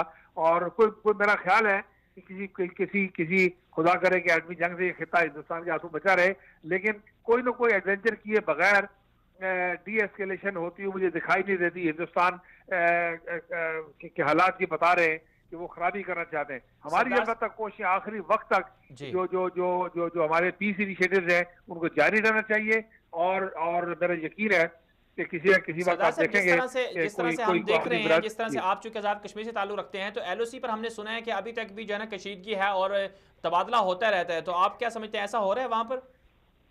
जी मुसलसल हो रहा है, मुसलसल सारे आजाद कश्मीर। मैं भी सम्मानी सेक्टर से जहाँ जहाज गिरा था वहां से वापस आया हूँ, कल मैं नक्याल सेक्टर में और इसमें सेक्टर में मुसलसल मीडियम गन के फायर हैं, आबादी डिसलोकेट हो रही है, लोग बेघर हो रहे हैं, दोनों तरफ से इधर से मजबूरी हमारी फौज, पाकिस्तानी फौज जो है वो इनडिस्क्रिमिनेट फायर कर नहीं सकती क्योंकि पार सिविल आबादी है बड़ी, लेकिन वो फायर करते हैं, यहाँ किसी फौजी को लगे, किसी सिविल आबादी वाले को लगे, बच्चे को लगे, इमारत को लगे, जंगल चले, उनके लिए तो तमीज नहीं है, इसलिए वो बेतहाशा फायरिंग कर रहे हैं। और पाकिस्तानी फौज एहतियात से देख सुन के फौज पर जवाबी फायर का मौका मिलता है। बॉर्डर एक्टिव है, बहुत पूरी तरह एक्टिव है, और सारी रात तोपों की गन गरज आपको सुनाई देती है, और उससे लोग पीछे हट रहे हैं, डिसलोकेट हो रहे हैं, और सूरत हाल जो बहुत कशीदा है, बहुत टेंशन है, और इसकी सारी की सारी जिम्मेदारी हिंदुस्तान के जारहाना अज़ाइम पर है। पाकिस्तान ने आखिरी वक्त तक उसकी कोशिशें जारी हैं, और रवैया भी ऐसा है, स्टेटमेंट्स भी ऐसी हैं, लीडरशिप की भी, डिफेंस फोर्सेस की भी, डिप्लोमैट्स की भी ऐसी हैं कि जो मुसलसल पीस की बात कर रहे हैं, मुज़ाकरात की बात कर रहे हैं, बेहतर माहौल पैदा करने की बात कर रहे हैं, लेकिन हिंदुस्तान माहौल को जंग की तरफ धकेलना चाहता है। जी सदार साहब, आपका बहुत बहुत शुक्रिया, आपने बहुत कीमती गुफ्तगू की, बहुत वक्त दिया आपने हमें। नाज़रीन किराम, ये थे हमारे साथ आज़ाद कश्मीर के साबिक वज़ीर आज़म जनाब सरदार अतीक साहब। अगर बात कर ली जाए कश्मीर कमेटी के हवाले से, तो कश्मीर कमेटी बुनियादी तौर पर ये 1990 के दौरान बनी थी और इस कश्मीर कमेटी के कई जो हैं वो ज़िम्मेदार भी रहे, सरबराह भी रहे, जिसे चेयरमैन कहा जाता है। और अब तक जो है जिस तरह से नवाबजादा नसरुल्लाह इनके चेयरमैन रहे, इसी तरह हामिद नासिर चट्टा साहब भी इसके चेयरमैन रहे, और इसके साथ साथ मौलाना फजलुर रहमान साहब भी 10 साल तक कश्मीर कमेटी के चेयरमैन रहे। और फिर अब जो है नए कश्मीर कमेटी के चेयरमैन आए हैं फ़खर इमाम साहब, वो भी कश्मीर कमेटी के चेयरमैन हैं। लेकिन अगर उस लिस्ट पर नज़र दौड़ा ली जाए जो पाकिस्तान की तरफ से, पार्लिमान की तरफ से कश्मीर कमेटी के मेंबरान हैं, पार्लियामेंट के मेंबरान हैं, वो उन लोगों को मुंतखब किया गया है जो मुख्तलिफ सियासी जमातों से ताल्लुक़ रखते हैं। मुस्लिम लीग नून से हैं, तहरीक इंसाफ से हैं, और जमीयत उलमा इस्लाम से हैं, जमात इस्लामी से हैं। पाकिस्तान कौमी असम्बली की वेबसाइट पर जो इनकी लिस्ट है वो आप हमारी स्क्रीन पर भी देख रहे हैं। ये वो लोग हैं जो कश्मीर कमेटी है उसके मेंबर हैं, 21 के करीब ये मेंबर हैं। और इनके जो चेयरमैन हैं वो जनाब फ़खर इमाम साहब हैं, जो पुराने सियासतदान हैं और साबिक़ कौमी असम्बली के स्पीकर भी हैं। लेकिन अगर गौर किया जाए तो कश्मीर कमेटी के अंदर शामिल तमाम के तमाम अराकीन जो है वो कश्मीर से ताल्लुक़ नहीं रखते। कश्मीर के हवाले से ज़ाहिर है उन्हें आगाही तो होगी, कश्मीर के हवाले से वो चाहते होंगे, उनको मालूमात तो होंगी कि कश्मीर का मसला ये है। उसका इस कश्मीर कमेटी का मकसद जो है, जो हमें पता चला है, जो हमें बताया जाता है, वो ये है कि कश्मीर कमेटी जो है वो दुनिया के अंदर पार्लिमानी वफूद की सतह पर पार्लिमानी अराकीन के ज़रिए से मसला कश्मीर को उजागर करेगी। लेकिन यहाँ पर सवाल ये बनता है, इमरान खान साहब के लिए सवाल ये बनता है कि कश्मीर कमेटी कोई उसके अंदर जो लोग मुंतखब होते हैं कोई हरफ आखर नहीं है, उसके अंदर रद्द बदल भी हो सकता है। तो ऐसा क्यों नहीं किया जाता कि कश्मीर कमेटी के अंदर कोशिश की जाए कि उनका जो चेयरमैन है वो कश्मीर से ताल्लुक़ रखता हो, वो कश्मीरी हो और कश्मीरी आवाम के जज्बात को समझता हो, कश्मीरी आवाम का जो दुख दर्द है उसको वो अच्छी तरह से जानता हो। तो ऐसे आदमी को कश्मीर कमेटी का जिम्मेदार बनाया जाए जो मसला कश्मीर के हवाले से पूरी तारीख जानता हो, पूरा महल वकू जानता हो, पूरा जोग्राफिया जानता हो। क्योंकि जाहिर सी बात है जब घर का आदमी खुद जो है वो कश्मीर के हवाले से, जब खुद कश्मीर के अंदर से जो लोग अगर कश्मीर कमेटी के जिम्मेदार बनेंगे तो फिर वो मसला कश्मीर को सही तरह से अच्छे तरीके से उसे उजागर भी कर सकेंगे। तो इसलिए इमरान खान साहब से हमारी गुजारिश ये है कि कश्मीर कमेटी के हवाले से कोई सनद या हरफ आखर नहीं है कि पाकिस्तान की पार्लियामेंट के अंदर जो लोग हैं वही उसके अंदर शामिल हों, बाहर का कोई बंदा शामिल नहीं हो सकता। तो कोशिश करनी चाहिए कि कश्मीर के हवाले से इमरान खान साहब को एक तो अपना खुसूसी मुशीर बनाना चाहिए, ऐसे आदमी को जो कश्मीर के हवाले से सनद रखता हो, कश्मीर के हवाले से मालूमात रखता हो, और फिर साथ साथ कश्मीर के हवाले से जिस तरह से कश्मीर कमेटी है पाकिस्तान की तरफ से एक बड़ा प्लेटफॉर्म है, उसमें कश्मीरियों को ज़्यादा से ज़्यादा शामिल किया जाए और एक पूरा का पूरा खुत्ता ऐसा प्लान बनाना चाहिए कश्मीर के हवाले से कि अगर कल को कश्मीर आज़ाद हो जाता है तो फिर कश्मीर के अंदर हुक्मरान कौन होगा, कश्मीर का वज़ीर आज़म कौन होगा, वज़ीर ख़ारजा कौन होगा, वज़ीर इत्तलात कौन होगा, वज़ीर ख़जाना कौन होगा और वज़ीर दिफा कौन होगा। पाकिस्तान के पास पूरी की पूरी जो है इसके लिए पहले से एक पूरा मंसूबा तैयार होना चाहिए कि उन लोगों को कश्मीर कमेटी के अंदर उन लोगों को शामिल किया जाए जो कश्मीर के हवाले से हों और कश्मीर के हवाले से मालूमात रखते हों। बहरहाल आगे बढ़ेंगे, बात कर लेते हैं पाक भारत कशीदगी का खात्मा नहीं हो रहा और इसके पीछे कौन कौन है, इस हवाले से बात कर लेते हैं। जनाब सैफुल्लाह खालिद साहब तजज़ियाकार हैं, हमारे साथ लाइन पर मौजूद हैं। सैफुल्लाह साहब बहुत बहुत शुक्रिया, आपने वक्त दिया हमें। ये फरमाइए कि पाक भारत कशीदगी अभी तक कायम है और ख़बरें ये आ रही हैं कि अभी भी हम हालत जंग में हैं और LOC पर दोनों जो भारत है वो दरअंदाजी कर रहा है और कोशिश कर रहा है कि पाकिस्तान के साथ जो है जंग का माहौल बरकरार रहे। फिर जिस तरह से आज हमने देखा कि पाकिस्तान नेवी ने जो है वो भारतीय आबदोज को भी मॉनिटर किया, उसको पकड़ा है और भारत की बहुत बड़ी नाकामी है कि पाकिस्तानी समंदरी हदूद की खिलाफ वर्जी की थी। फिर आप क्या समझते हैं जिस तरह से कल भी इतलात सामने आई कि 3 ममालिक ऐसे हैं जो पाकिस्तान के खिलाफ हमला करने की या एटमी हमला करने की, जंग मुसल्लत करने की कोशिश कर रहे थे, ये सारी सूरत हाल है क्या और गेम पीछे क्या चल रही है? अस्सलाम वालेकुम पत्नी साहब, सिचुएशन ये है कि पहले भी हमने इससे बात की थी कि बज़ाहिर तो मोदी का इलेक्शन नजर आ रहा है, लेकिन मोदी का इलेक्शन वाहिद वजह नहीं है।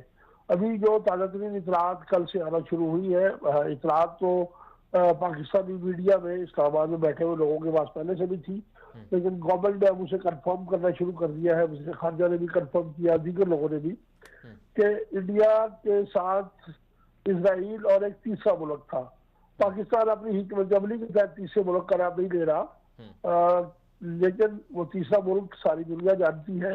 आज सोशल मीडिया में जो सारा दिन छाया रहा, और हमने सोशल मीडिया की बजाय मुताल्लिका लोगों से कंफर्म किया, जो कंफर्म हुआ है वो तीसरा मुल्क ईरान था।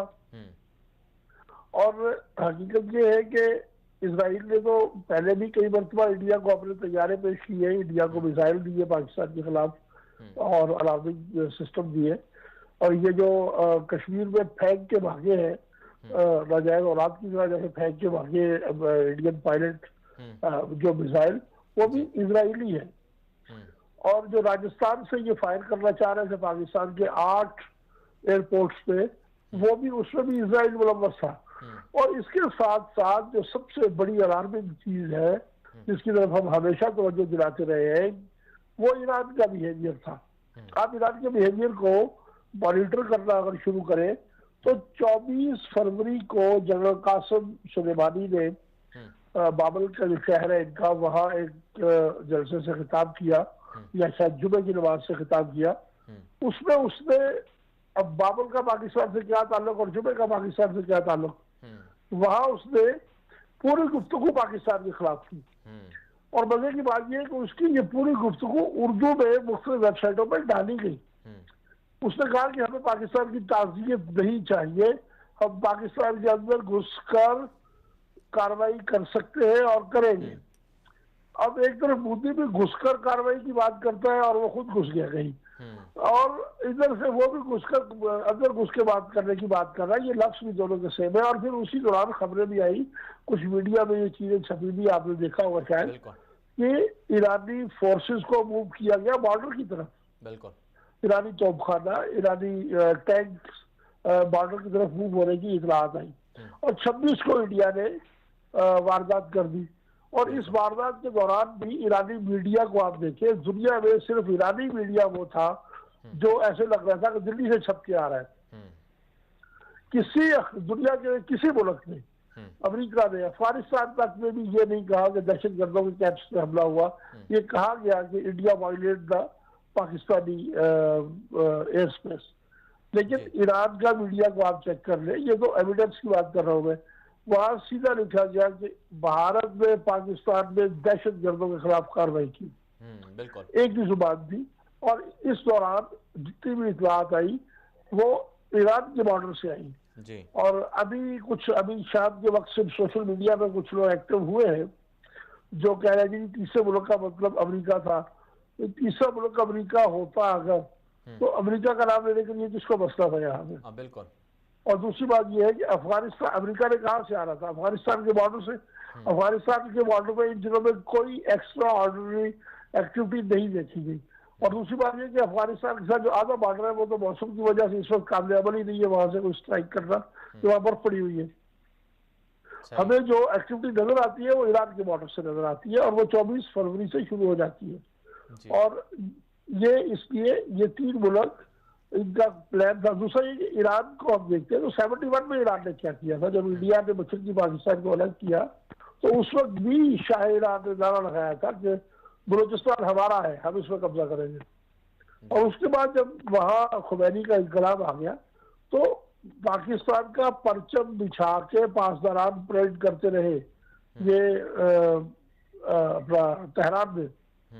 तेहरान के अखबारात में पाकिस्तान के लिए हमेशा नाज़िमा अल्फाज इस्तेमाल हुए।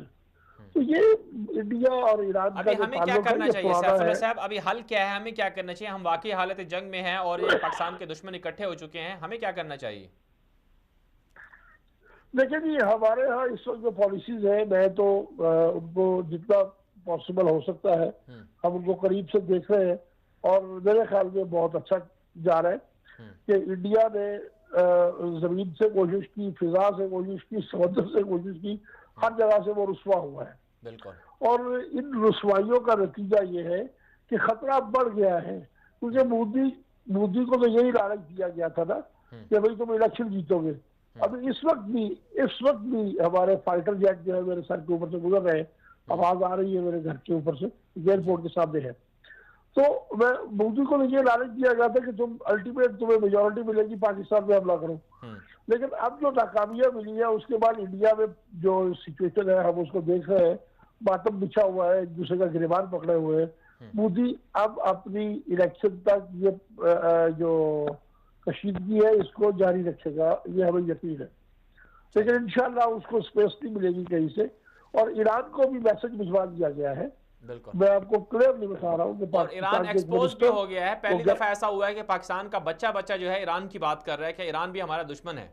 बिल्कुल बिल्कुल ऐसा ही है। पाकिस्तान से एक वफाकी वजीर गए हैं, उन्होंने ईरान को पैगाम दे दिया है और उनको उनकी जो करतूत थे उनके तस्वीरी और दस्तावेजी सबूत दिखा के उन्हें कहा है कि ये हमारी कर्टसी थी, हमारी हिकमत अमली थी, और हमने दारिस्ता आपका नाम नहीं लिया, लेकिन हमें पता सारा ही है, लिहाजा कर्टसी एक ही मरतबा होती है, बार बार नहीं होती।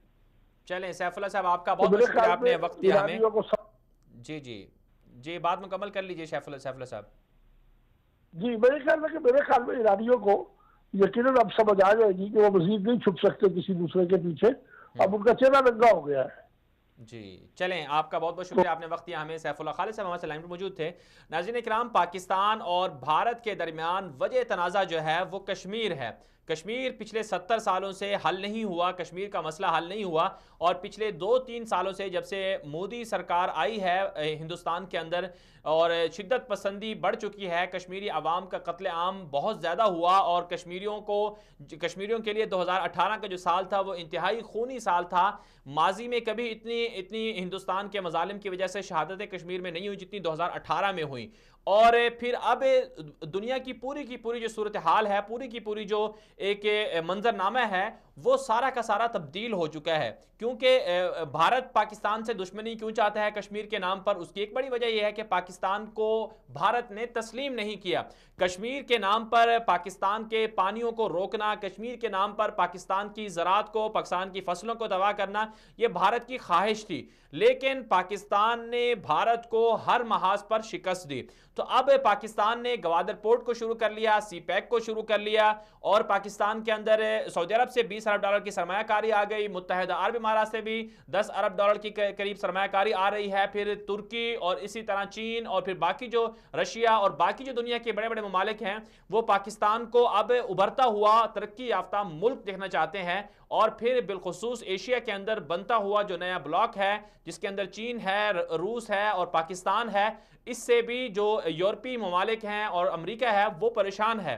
तो जाहिर सी बात है, इन सारी चीज़ों को सामने रखते हुए अगर हक़ाइक़ का जायज़ा लिया जाए तो पाकिस्तान के ख़िलाफ़ ये जो कशीदगी का माहौल बढ़ाया गया है या पाकिस्तान के ख़िलाफ़ एटमी हमले की बातें की जा रही हैं, ये कोई अचानक से नहीं हो गया, बल्कि इसके पीछे बहुत पहले से मनसूबाबंदी की जा रही थी। कश्मीर के नाम पर पाकिस्तान के साथ एटमी जंग शुरू की जानी चाहिए, करने की बातें की जा रही हैं, और इसराइल और साथ में ईरान और अमेरिका ये सारे के सारे मिलकर पाकिस्तान के ख़िलाफ़ मुत्तहिद हैं। अब जो आने वाला वक्त है ये तो अल्लाह ही बेहतर जानता है, लेकिन जो हक़ाइक़ सामने नज़र आ रहे हैं, जिन सबूतों की वजह से या जिस तरह के माहौल की वजह से जो कुछ हमें नज़र आ रहा है, जो कुछ हमें दिखाई दे रहा है, वो ये है कि अमेरिका अफ़गानिस्तान से निकलना नहीं चाहता, और अमेरिका चाहता है कि वो अफ़गानिस्तान के अंदर मौजूद रहे। अमेरिका अफ़गानिस्तान के अंदर निकलने के लिए नहीं आया था, बल्कि अमेरिका अफ़गानिस्तान के अंदर मुस्तकिल रहने के लिए आया था, ताकि वहाँ से पाकिस्तान को काउंटर किया जा सके, चीन पर नज़र रखी जा सके, रशिया पर नज़र रखी जा सके। और यही वजह है कि आज अमेरिकी कौमी सलामती के जो मुशीर हैं जॉन बोल्टन, उनका एक बयान सामने आया है कि हम अफ़गानिस्तान से नहीं निकलेंगे, क्योंकि अफ़गानिस्तान के अंदर दहशतगर्दी है और अफ़गानिस्तान के अंदर बहुत सारे ऐसे मसाइल हैं जिसकी वजह से अमेरिका का निकलना खतरनाक होगा। इससे पहले पेंटागन भी यह बात कह चुका है कि अमेरिका अफगानिस्तान से नहीं निकलेगा, और फिर दूसरी तरफ से ट्रंप बज़ाहिर दुनिया को यह दिखा रहे हैं कि वो अफगानिस्तान से निकलना चाहते हैं, तालिबान से मुज़ाकरात भी कर रहे हैं, और तालिबान भी यह बात समझ चुके हैं कि अमेरिका हमारे साथ धोखा कर रहा है, अमेरिका नहीं निकल रहा। यही वजह है कि पिछले 2-3 दिन पहले जो है तालिबान ने अमेरिकियों को इस तरह से तशद्दुद का निशाना, इस तरह से उनको हलाक किया कि वहां अमेरिका के जो सबसे बड़े 2-3 जो बड़े अड्डे थे उन पर घुसकर हमला किया तालिबान ने, और वहां कई दर्जन जो है वो अमेरिकी फौजी जो है और अफगान फोर्सेस मारे गए। तो ये वो हकायक हैं, अफगानिस्तान से अमेरिका नहीं निकलना चाहता, और फिर दूसरी तरफ से भारत को देख लिया जाए तो भारत के अंदर इंतखाबात चल रहे हैं। इंतखाबात का जो दौरानिया है वो 2 महीने के अंदर अंदर वाजे हो जाएगा। तो कशीदगी का जो कम से कम पाकिस्तान और भारत के दरमियान जो कशीदगी का वक्त है वो कम से कम 2 महीने है। अगर 2 महीने के अंदर अंदर मामलात हल हो गए तो इसका मतलब है पाकिस्तान और भारत के दरमियान जंग का जो एक माहौल है वो खत्म हो जाएगा। लेकिन ज्यादा से ज्यादा जो अरसा है वो 5 साल का है, क्योंकि अमेरिका ने यह कह दिया है कि अफगानिस्तान के अंदर वो 5 साल तक रहेगा। तो पाकिस्तान हालत जंग में है और पाकिस्तान का अंदर जो पाकिस्तान का जो माहौल है वो कशीदा है। तो ये सूरत ऐसी नहीं है, ये हकायक ऐसे नहीं है। इसकी एक वजह यह है कि मोदी जो है वो 2 महीने के अंदर मोदी या कोई और नई हुकूमत आ जाएगी। लेकिन जो हकायक हैं, जो चांसेस हैं वो ये हैं कि मोदी जो है वो दोबारा से हुकूमत हासिल कर लेगा और अमेरिका की भी यही ख्वाहिश है कि मोदी दोबारा जीत जाए। क्यों? उसकी वजह यह है कि अमेरिका ये चाहता है कि अफगानिस्तान के अंदर सिर्फ वो अकेला ना रहे बल्कि उसके कुछ पार्टनर भी होने चाहिए। अमेरिका ये चाहता है कि मोदी जो है उसका बेहतरीन पार्टनर है, शिद्दत पसंद भी है, इंतहा पसंद भी है, पाकिस्तान के खिलाफ जंग मुसल्लत करने की ख्वाहिश भी रखता है। इसलिए अमेरिका ये चाहता है कि मोदी दोबारा जीते, दोबारा हुक्मरान बने और भारत जो है वो अफगानिस्तान के अंदर रहे अमेरिका के साथ। और फिर अमेरिका भी ये कोशिश कर रहा है कि किसी तरह से वो यहां से ना निकले। वजह यह है कि पाकिस्तान का गवादर और सी पैक को आगे ना बढ़ने दिया जाए। तो ये सारी सूरत हाल वो है। इन हकायक को सामने रखते हुए हमें जो नजर आ रहा है वो ये है कि पाकिस्तान हालत जंग में है और कम से कम 2 माह और ज्यादा से ज्यादा जो है 5 माह तक इस हालत जंग या कशीदगी का जो माहौल है ये बरकरार रह सकता है। ये पाकिस्तानियों को डराने की बातें नहीं है, क्योंकि हम तो सारी के सारे हकायक से लड़ना और हर तरह की साजिशों से भिड़ना और हर तरह की साजिशों का मुकाबला करना जानते हैं। हमने हर महाज पर शिकस्त दी है। दुनिया की तमाम ताकतों को सोवियत यूनियन ने एक अपना मुसल्लत की थी पाकिस्तान के खिलाफ जंग, लेकिन उसको हमने जीता। 9/11 के आड़ में पाकिस्तान को दबा करने की कोशिश की गई, हमने उसको भी जीता। अब भी जो हम हालत जंग में है इसका मतलब ये नहीं कि हम कौम को मायूस कर रहे हैं, बल्कि कौम को उम्मीद दिला रहे हैं, कौम को जज्बा दे रहे हैं, कौम को ये बावर करा रहे हैं कि हमें पीछे नहीं बैठना, हमें सोना नहीं है, गफलत का मुजाहरा नहीं करना, हमें बेदार रहना है। पाकिस्तान की तमाम सियासी जमातों को एक प्लेटफॉर्म रहना है। पाकिस्तान की जो अफवाज हैं उनका हौसला बढ़ाना है, उनके साथ खड़ा होना है।